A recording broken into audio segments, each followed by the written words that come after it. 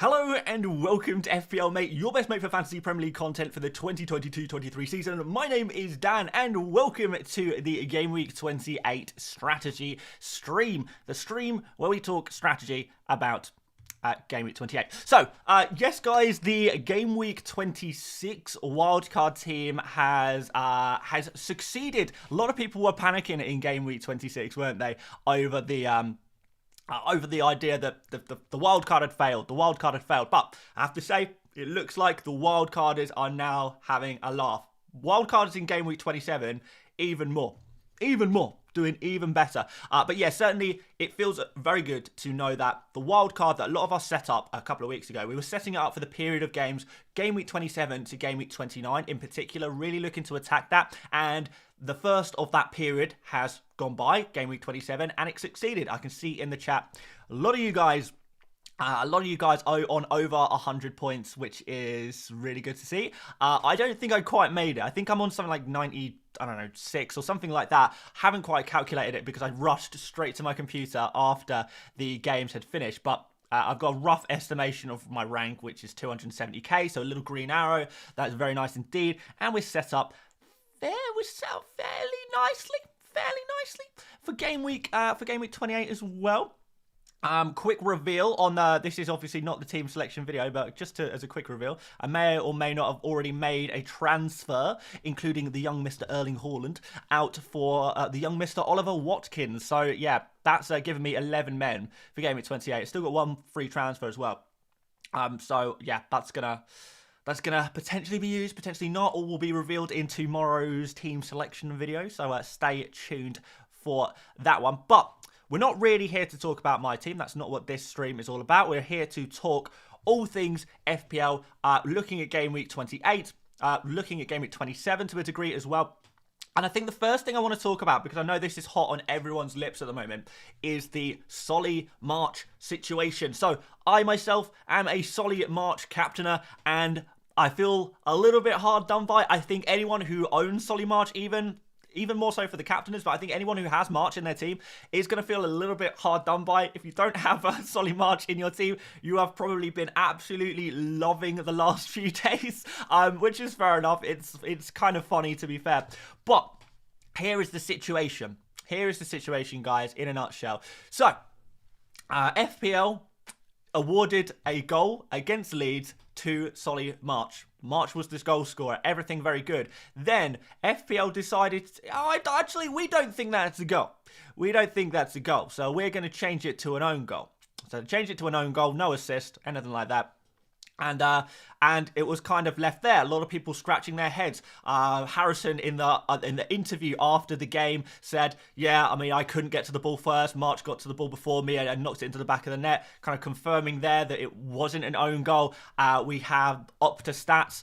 They have registered it as a March goal. We've got Brighton and Hove Albion, the club, have counted it among their official records as a March goal. We've got all of these different kind of goal tallying people, I guess, counting it as a March goal unanimously. The Premier League, I believe it was yesterday, maybe it could have been the day before, the Premier League themselves recognised this as a March goal.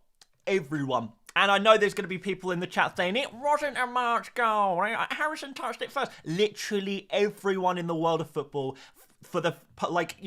it is officially a March goal in every capacity. Everyone who's collecting the data on these things, all the official records for the rest of of our entire lives will say it's a March goal. That's a fact. I'm sorry. But however, there is a quirk in the FPL rules. So, in the FPL rules, after a day is done, an hour after the games have finished for a particular day, FPL will never change a result. So, the March non-goal, the Harrison own goal, will stand, and there's no chance of it changing.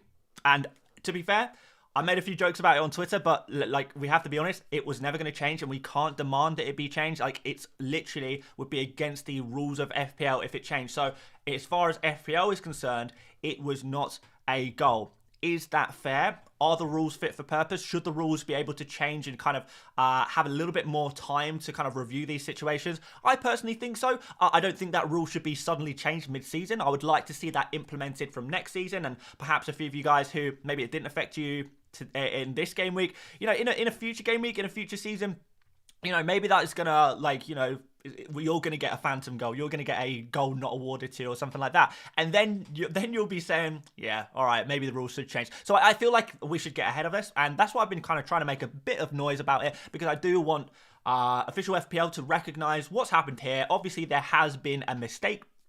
I think everyone is kind of on the same page. There has been a mistake by FPL, but because of the rules of FPL, which, you know, were kind of written decades ago or whatever, they can't change it, and there's nothing we can do about that. And, you know, we have to live with that, and we have to accept that, and that is fine, but that doesn't mean we can't push towards those rules changing. So anyone who holds any hope towards that March goal being given, it is not going to happen. It is not going to happen. We've got to get over it. But at the same time, that doesn't mean we can't try and make a little bit of noise, encourage FPL to change the rules so something like this doesn't happen again. Because at the end of the day, is it unfair? I don't know. Look, it's one of those things. At the end of the day, FPL is a game. It's, you know, we should only take it so seriously. It does go against the spirit of the game where goals scored by your FPL players aren't counted, because that's kind of the whole point of FPL, right? So, look, if you are a March owner, if you are a March captainer, you can definitely consider yourself to be a little bit unlucky in this situation. You definitely are a little bit unlucky. But, I mean, what are we going to do? It's done now. There's nothing that can be done. So, look, it is what it is. You know, I think at least March owners, we can take a moral victory, perhaps. We can say, well, all right, fair enough, we didn't get the points, but we should have had them. We should have had them. But no, like, honestly, for me personally, and like I said, I'm not going to complain about this, and I'm not going to say, oh, I wish it would change. It's done. It's done. But I tell you what, my score would have looked really, really nice if that goal had been given, because you're looking at another probably 6 or 7 points for March, which would have given him, I think has he got a bonus today, so he's on 11 today, plus 7, that would have been 18. 18 times 2, that would be 36. So it would be 36 points for March captainers. It'd be something like that. That would be mad. That would be so nice. But hey, one of those things. We go again next week. I mean, the good thing, and this is something you got to remember. You bought March, right? March scored a goal in the first game. He scored a goal in the second game. He is a player in form. He scored 2 goals back-to-back. He's looked really good in both of those games, playing in some really dangerous areas. So if you own March, yes, you are unlucky not to get those points before, but looking at the way this player is playing, you know, he's a player you definitely do want to own going forward. And I'm excited. I'm excited to own March again come game week 29 when he comes back in. I'm excited to see what he could do next, and I think you guys should be as well. You've picked a good player, whether he was granted the points or not in game week 27. You picked a good player, and you're going to benefit from that in the future. So, hey, there we go, guys. That's all I want to say on that one. I know I can see in the chat some of you guys think it's completely unfair. Some of you guys think it is fair. We could discuss this all day, but rules are rules. Rules are rules. I just hope they change it. I just hope they change it. Scott says, why was that rule created in the first place? I imagine to give some kind of limit. You know, I agree that there should be some kind of limit somewhere. Like, you can't be given FPL points like a year retrospectively or anything like that, can you? So, yeah, there has to be a limit somewhere. I think the 1 hour after the final whistle blows or the final game of the day is a little bit arbitrary. Any number is probably a little bit arbitrary, but I would say it would be nice if they could continue to update, you know, games before the following deadline or something like that, because I don't think points should be awarded after the next game week starts. But yeah, something like that I think would work a little bit better. I think it would work a little bit better. But yeah, anyway. Right, let's move on. Let's move on to game week 28. How are you guys feeling about game week 28? By the way, guys, a pretty casual stream today. I haven't really planned out any content. So, yeah, do feel free to throw any questions in the chat or things you'd like to talk about today. I would be more than happy to discuss. But yeah, how are we feeling? Have we got our, I would say, 9 men I think if you've got 9 men or more without taking a hit for game week 28, you're going to be in a good position. Anyone out there using free hits, we've got some really interesting data for the 100 experts video, which I will, by the way, be recording after this stream is finished, and we'll throw that out there tomorrow morning for you guys to see. But yeah, it's going to be an interesting game week, and something that I think I've really kind of touched on or kind of figured out through research and this, that, and the other, is that there really isn't midfielders. There really is not midfielders to be picking from in game week 28. There really isn't. It's all about those defenders and those midfielders, defenders and those forwards. And we'll kind of see that. I'm just going to hop over to the predicted points tool for game week 28. And you can see we've got, like, aside from Arsenal, like, no midfielders. Yeah, so you can see Harry Kane, highest predicted points there was 7.6 predicted. Pretty decent against Southampton. Oh, by the way, guys, I don't actually think Southampton is the easiest fixture in the world. And I think I mentioned that in a video yesterday or the day before. And I had a few comments saying, what do you mean? Southampton are easy, right? Southampton's numbers are pretty decent. Like, they have been for a while. And I've been keeping a little bit of an eye on Southampton. But if you look here and just look past, and this is on 7 games.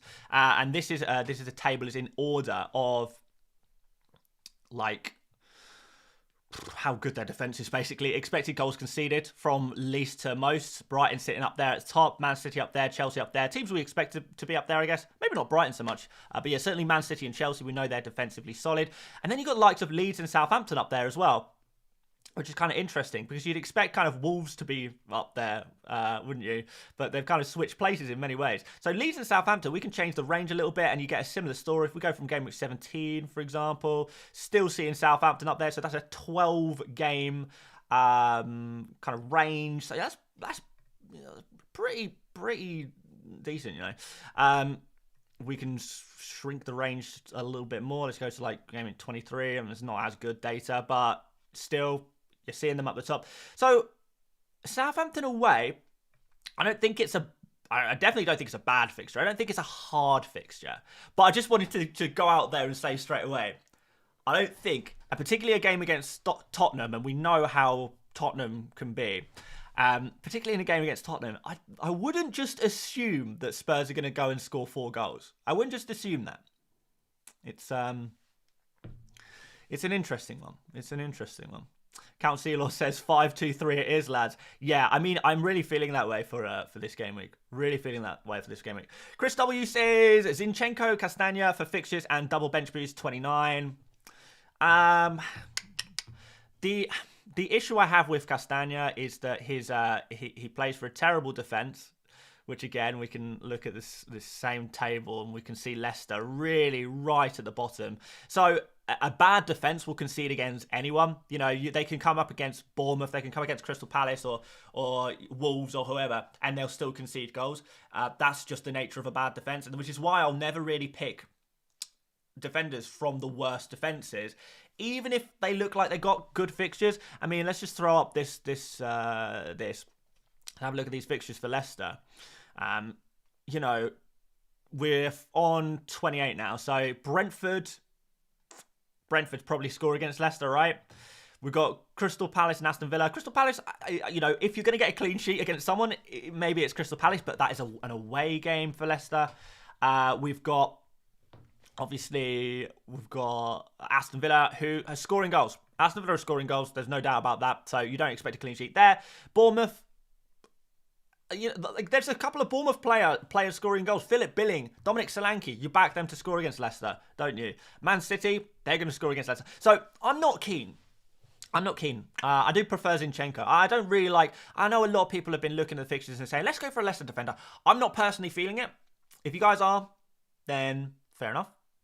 I'm not gonna stand in anyone's way here. But it's not really something I'm too interested in doing myself. So yeah, for me, I would be just avoiding Leicester defenses at all costs. Like you're saying, if you're saying like Zinchenko versus Castagna, definitely rather have Zinchenko. Definitely would not be using a transfer to get Castagna. If you want to take a punt on a wild card or something like that, I think that's a different story because, you know, you're not wasting a transfer, but you could be wasting a transfer bringing in Castagna.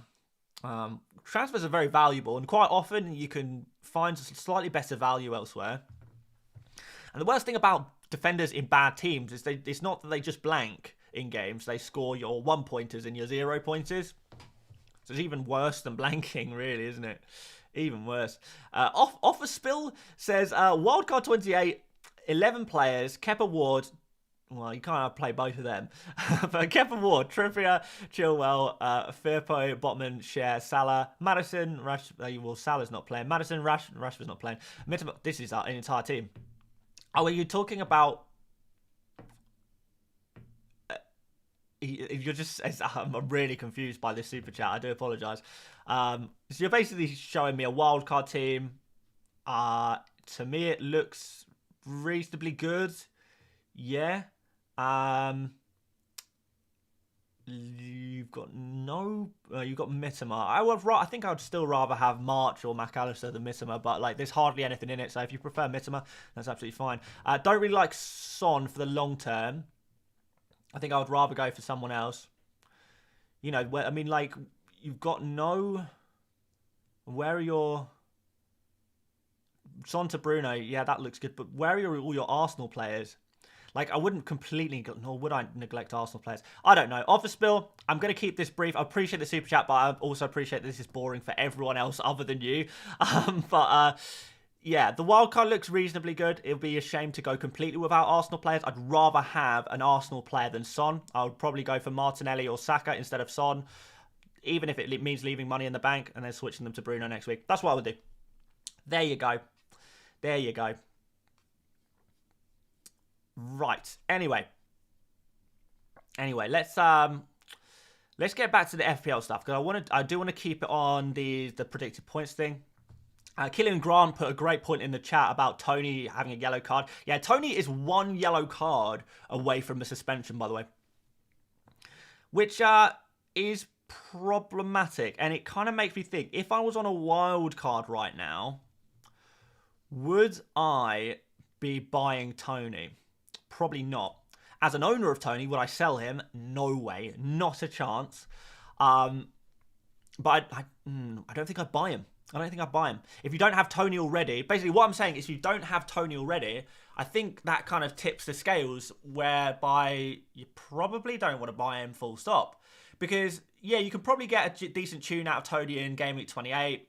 I think there are better options in Game Week 29, to be honest. I think Ollie Watkins is fine. Well, very good for Game Week 29 and 28 as well, and 30. So, yeah, certainly Ollie Watkins, Kai Havertz. I prefer these guys to Tony if going forward. But if you already have Tony, I would be keeping him. Well, if he gets a suspension before his ban, I mean, either one could happen, to be honest. Either one could happen. Wouldn't be totally surprised. But yeah, go back to the predicted points. We are looking at Kane, Tony, Watkins. So 3 forwards. Then it's João Felix is the next one. So I don't actually know if I agree with that one. I think Kai Havertz is probably a slightly better pick than João Felix. So take that one with a pinch of salt. But certainly Kane, Tony, Watkins, I probably agree are the 3 best picks of the game week, for Game Week 28 specifically. So if you're on free hit or anything like that, there we go. Tony alternative poll, Dan. Yeah, go on then. We'll stick a poll in. We may as well. I'll keep it short. Best Tony alternative. And by the way, just want to make this clear, I'm not advocating for selling Tony at all. So I'm going to put in Watkins, Havertz, João Felix, and let's put Dom Solanke in there as well. All right, there you go. Polls in the chat. Yeah, after that, we've got Martin Odegaard, who always comes up really high on the predicted points. Trippier, Saka. But yeah, aside from Arsenal midfielders and maybe Madison, there's no midfielders here. There really isn't. We can scroll forever. I mean, we've got Rodrigo there, but how do we feel about that one? Alma on there. You know what I mean? So we really are looking, if you're going to make a midfielder transfer, if you're desperate to replace a midfielder, people want to put Isak in there as well. I should have put Isak in that poll, shouldn't I? Yeah, I think I do have an issue with Isak. I do have an issue with him. And that is that he's not nailed on. And we're looking for a player who is going to be playing in game week 27, which I think he will play in game week 27. But I think when we get to game week 20, we'll play in game week 28. But when we get to game week 29, I think we'll see maybe one game Isak, one game Wilson, because I don't think Wilson is going to be, out of the team permanently. I don't think he's never going to play again. So yeah, I do apologise. I probably should have put Isak in that poll there. But I mean, it's clear cut anyway. Watkins winner by a mile. Havertz second. We kind of expected that. Yeah, I mean that poll is pretty much exactly what we thought. But yeah, Isak, massive minutes risk. Even if he starts games, he comes off at like 60 or 70 minutes. You just can't get minutes out of him, which is the difficult thing. And I think the first thing you do, if you're going to go for double game week players, the first thing you look at is minutes. Because that's where you get all of the big benefits. All of the big benefits that come with picking a double game week player are the fact that they play 180 minutes or close to 150 plus minutes in a double game week. And I don't think you get that from Isak. Love him as a player. He looks brilliant when you watch him play. But he's just not nailed. He's just not. So, look, if you really fancy a punt, a real bit of a risky roo could really do nicely for game week 28. But from game week 29 onwards, it's going to become troublesome, I think. Very troublesome indeed. Very troublesome indeed. Sahil says, can you make a wildcard video? Yeah, I'm going to try and make a wildcard video. For probably Friday. I'll make one on Friday. March to... A lot of people talking about selling March, keeping March. I would keep March. I still really feel like... I mean, look, did he get the most... actually, yeah. I think he did get the most points off all Brighton midfielders this week, even excluding the phantom goal. So, he's still got the best underlying numbers, even after this game week as well. It's I would like if I'm keeping I would be more willing to keep March than I would miss him out. But again, it's so tight. These Brighton midfielders are all so good. I want to keep them all really. I'm looking to keep. I've got McAllister and March. I'm looking to keep both of them. I'm not going to be selling them. I really want them for game week 29, and I probably want them for the rest of the season. And a big thing is that Brighton are looking at getting another after game week 29. They'll probably get another 3 double game weeks. I think it's 3 double game weeks they'll get. They'll get one in 34, they'll get one in 37, and they'll get one somewhere else, possibly 31. Possibly 31. So we could, I know a lot of people are thinking Brighton players blanking, want to sell them, but if you sell your Brighton players and then they double in 29, which we know about already. Brighton are a fantastic team, by the way. Let's not underestimate them. And the value for money in those Brighton players is insane. They play Bournemouth in their double game week in 29 as well. So you want the Brighton players for game week 29. That's a fact. Like, we know this. We're then looking at potentially getting another double in 31. So after that blank, 2 double game weeks in the space of 3. 5 fixtures in the space of 3. And Brighton won't rotate either. They don't have insanely good squad depth, but they also are literally in like their biggest season ever. This is huge for Brighton. They are really seriously competing for European spots. Like, I would not be totally surprised to see Brighton competing for 4th. And I know that sounds controversial, but they're not that far off. And the way they're playing, they're in better form than a lot of the teams above them. They're playing better football than Newcastle. They're playing better football than Spurs. I would say they're playing better than Liverpool, but I'm sure Liverpool fans will disagree with me there. But look, I think Brighton are playing better. So a lot of the teams that are above them, it's not going to take much for them to catch up, overtake. So this is huge for Brighton. There'll be no rotation. The only problems you have to deal with is the blanks. So we've got blank 28 for Brighton. We've got probably a blank 32 for Brighton as well. 32 for me is the best week to use a free hit in my personal opinion, and also for my particular team. I think if you've used the wild card between game week 26 and 28, to be fair, so you're using a wild card in the 26 to 28 period. A lot of you guys would have done that already. If you haven't, maybe you're thinking about doing your wild card for 28. You can easily set your team up whereby you don't really need a free hit anywhere else, and you can load up on Brighton players, Chelsea players, Man United players in particular, and these teams obviously blank in 32, but you can free hit them out for one game week only and take advantage of all their double game weeks, because these are the same teams that blank in 28 and 32 are going to be the same teams doubling later on down the line, particularly 32, particularly Brighton, Chelsea, and Man United. Particularly, actually, no, Brighton and Man United, I think, after this blank, assuming you're covered for 32, it's going to be all about Brighton and Man United. These are going to be the teams that we're massively targeting. We're going to want triple up on both of those teams. Like, my triple up on Brighton is dead right now because I've got Steele. Because I've got Sanchez and I want Steele, I guess. So I'm going to have to fix that, but I'm going to go in on another Brighton player and I'm going to enjoy it.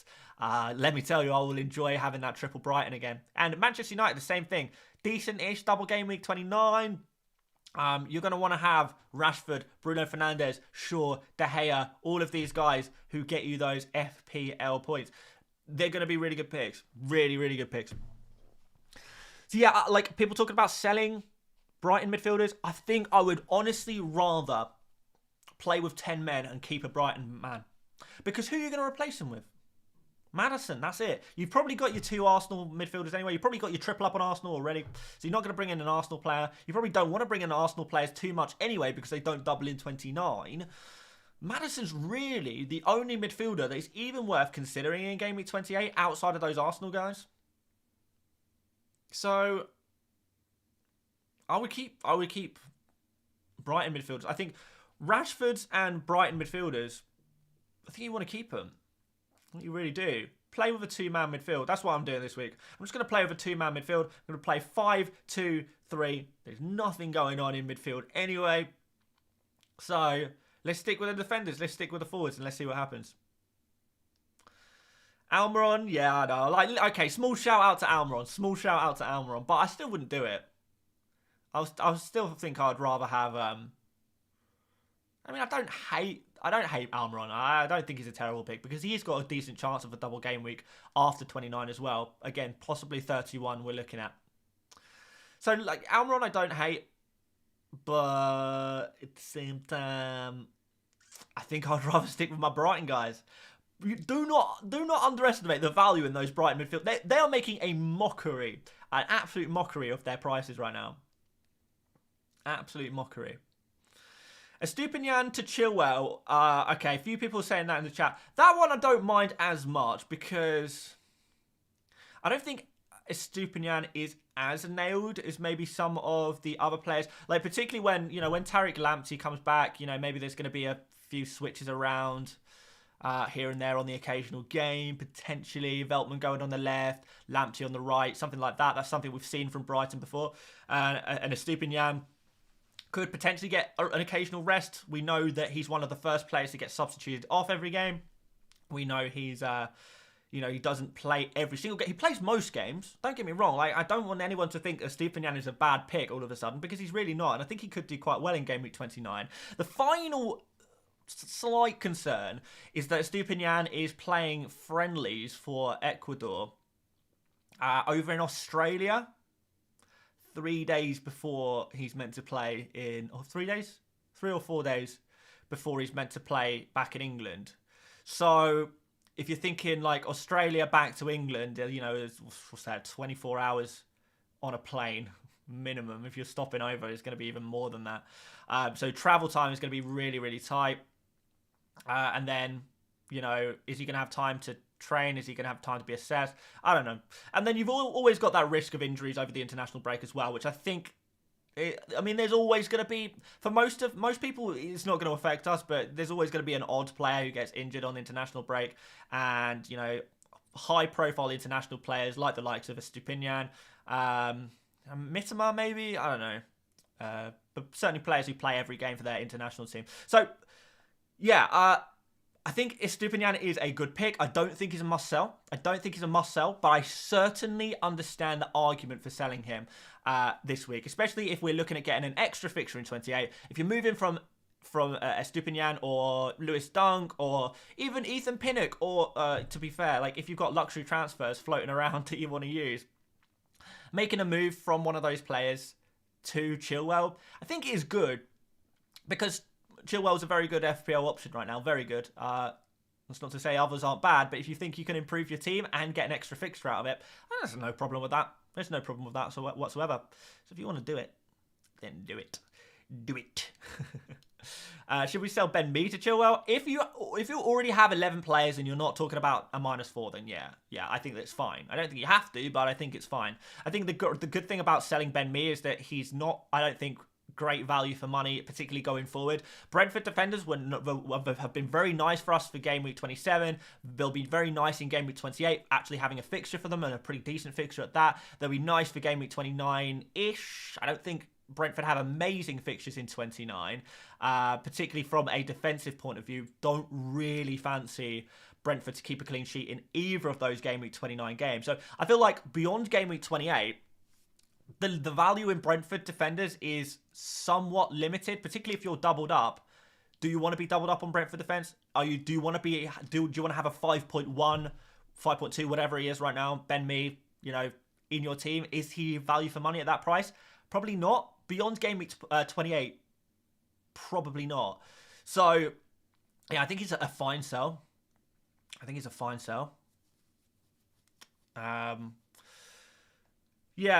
updates from Lalana, says Panther King in the chat. Yeah, he's out for the season. So we are going to be looking at McAllister at playing at central attacking midfielder for the rest of the season. Zach Taylor says Shaw to Chilwell, Dan. I'm not so keen on that one. Just because I really like Shaw from game week 29 onwards. If you can just handle, just not having that player for one game week in 28, I would rather keep Shaw. Because look at Man United. In game week 29, they've got Newcastle and Brentford. That's two really good opportunities for a clean sheet. Pretty decent opportunities. Blanking in 32, most likely. But assuming you're going to play your free hit, then it's not really a problem. I don't think. Yeah, it's fine. It's whatever. Game week 34, we're going to get a double from Man United. Probably going to get another double in 37. So we're going to get 2 more double game weeks. After you deal with your game week 28 blank with Luke Shaw, as long as you're covered for the game week 32, you're going to have 2 double game weeks, and that's not bad. It's not bad for a good player like Luke Shaw. Good FPL option as well. So yeah, I would want to keep Luke Shaw. If you've been holding on to him for this long, this is not the right time to sell him. In my opinion.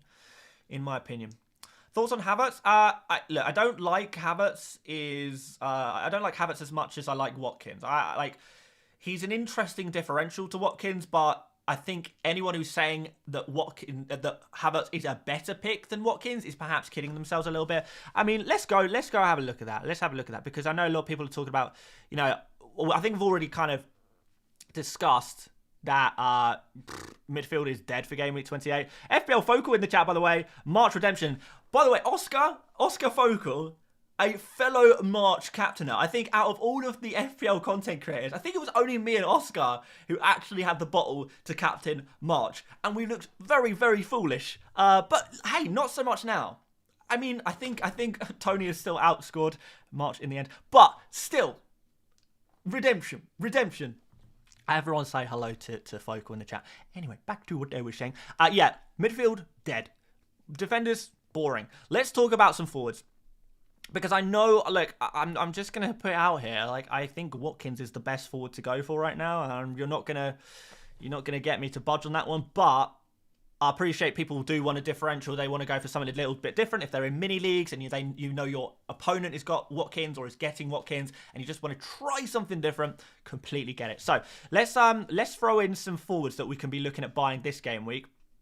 So I'm going to kind of exclude all of the forwards who, I guess, don't have a fixture in game week 28.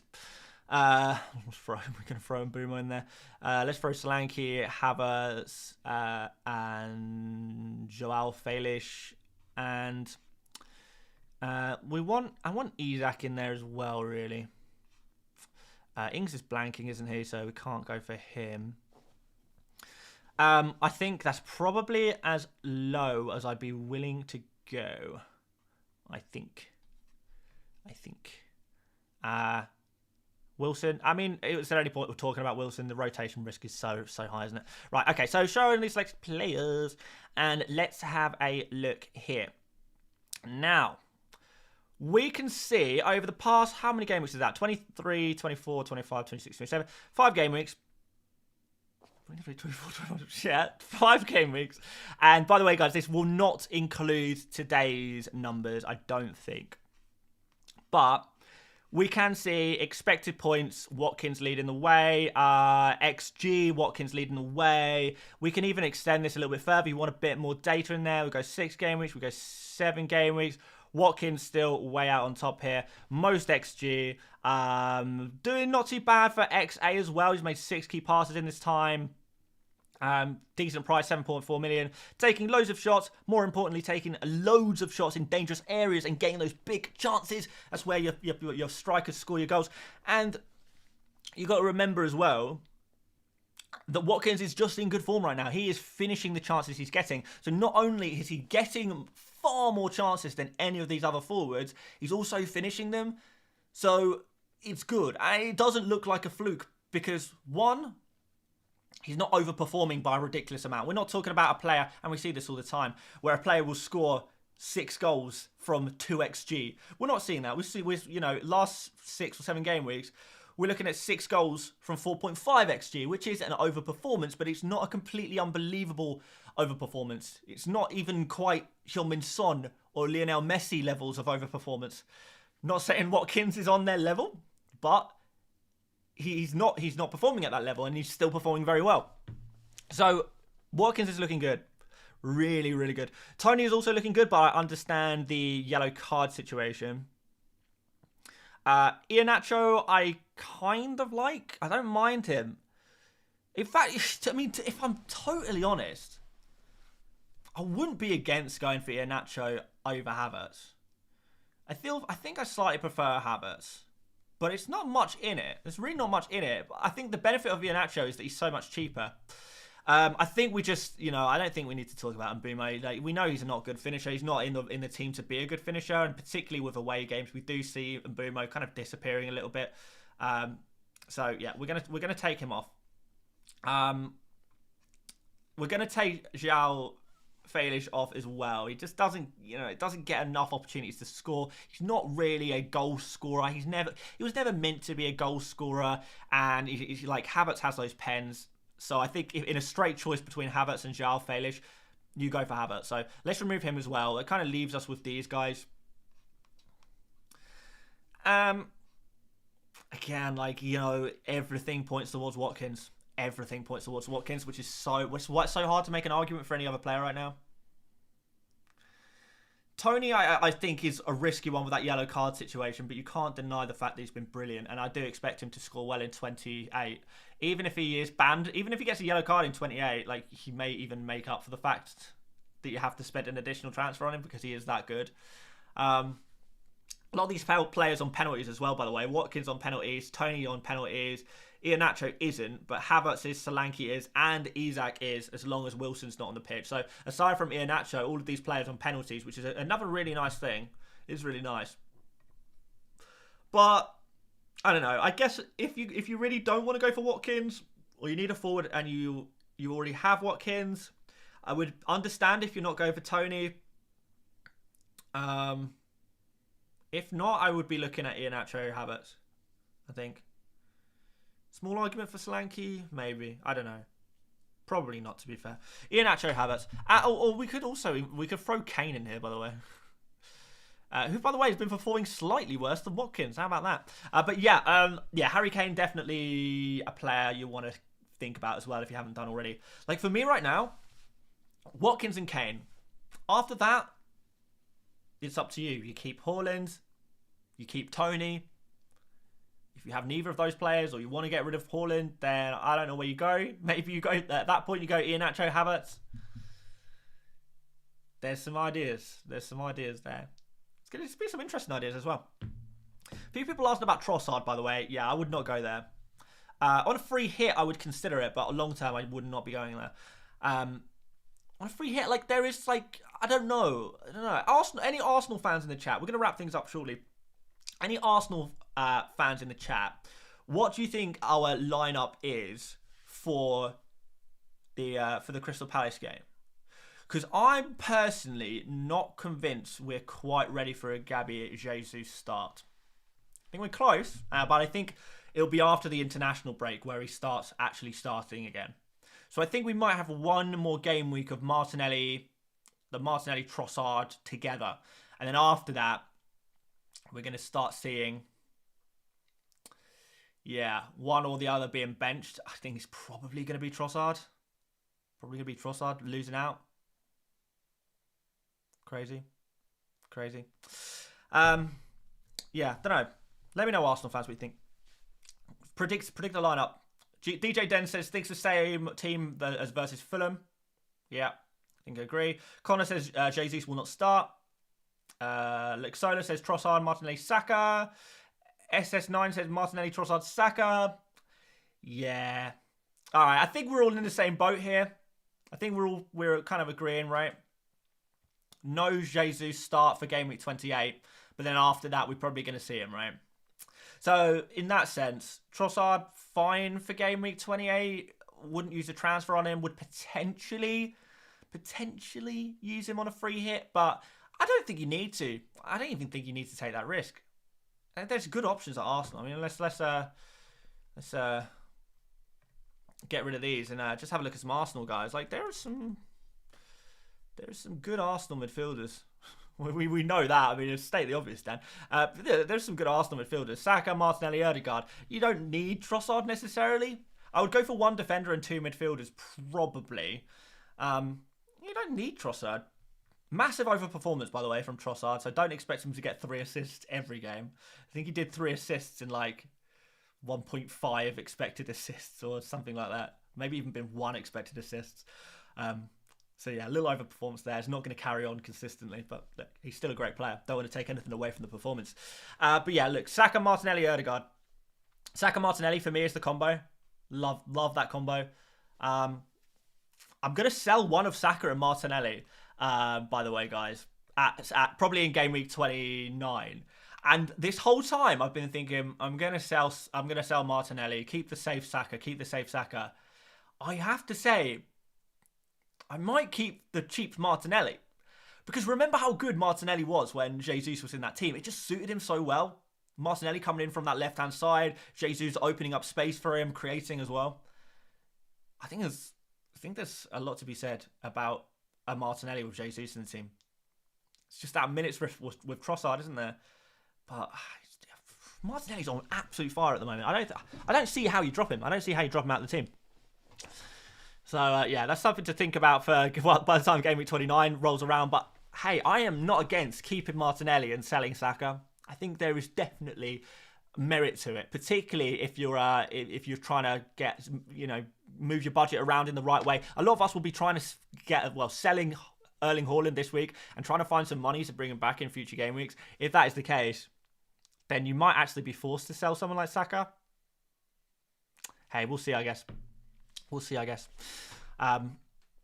Right. We're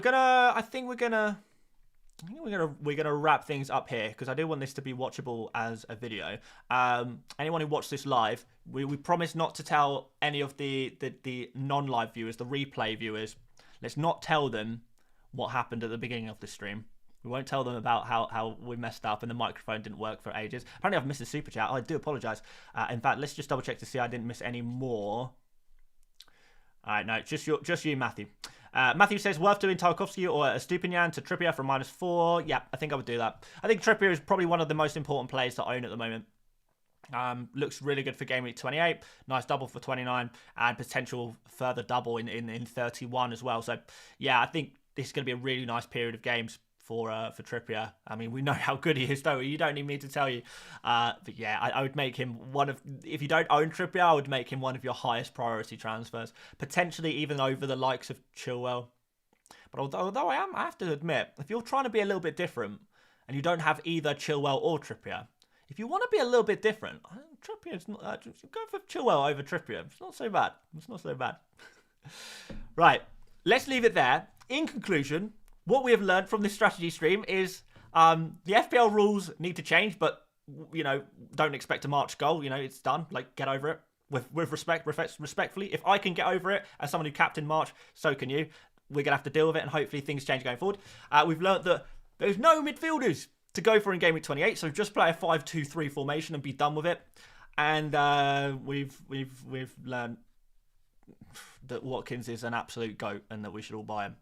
And don't buy Trossard, and Jesus is coming back soon, and Martinelli is also a GOAT, and there's loads of GOATed players in FPL right now.